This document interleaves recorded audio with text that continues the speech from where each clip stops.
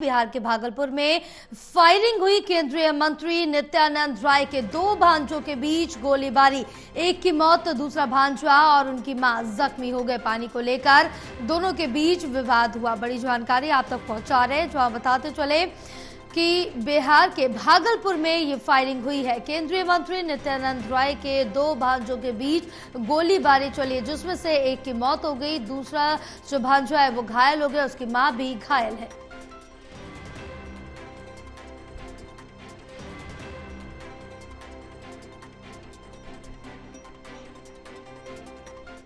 सुबह हम लोगों को आज सूचना प्राप्त हुई कि परबत्ता में जगतपुर गांव में दो भाइयों में आपस में गोली चला दी है एक दूसरे पे।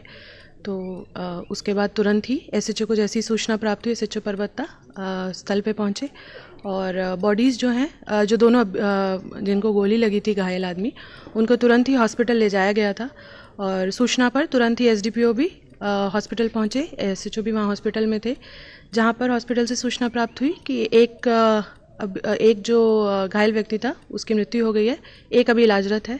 और इसी में ही जब ये झगड़ा फसाद हो रहा था तो जो दोनों भाई हैं उनकी जो हमारे साथ एसोसिएट एडिटर प्रदीप कुमार जुड़े हैं और ज्यादा जानकारी लेंगे। प्रदीप, मामले को लेकर क्या जानकारी मिल पा रही है? देखिए, ये जो पूरा घटनाक्रम हुआ है बिहार के भागलपुर में हुआ है और परबत्ता थाना अध्यक्ष की ओर से बयान भी आया है।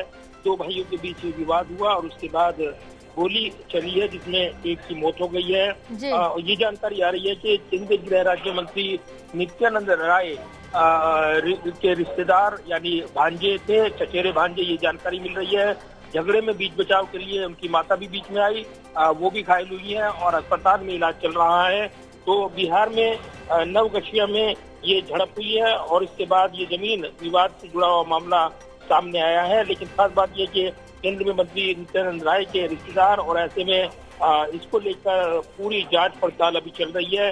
कुछ देर बाद ये जानकारी मिल रही कि पुलिस की ओर से एक प्रेस कॉन्फ्रेंस कर औपचारिक तौर पर वहां पर इस घटना के संबंध में जानकारी दी जाएगी। जानकारी ये आ रही है कि जगतपुर निवासी जो है जगजीत यादव और विठल यादव में जो विवाद चल रहा था, इस दौरान एक भाई ने दूसरे भाई पर फायरिंग की है और उसके बाद एक घटना में उनकी माता बीच में आई, तो वो भी घायल हुई हैं और उसके बाद दोनों घायल भाइयों को भागलपुर लाया गया, वहाँ नर्सिंग होम में भर्ती कराया गया और अस्पताल में इलाज चला।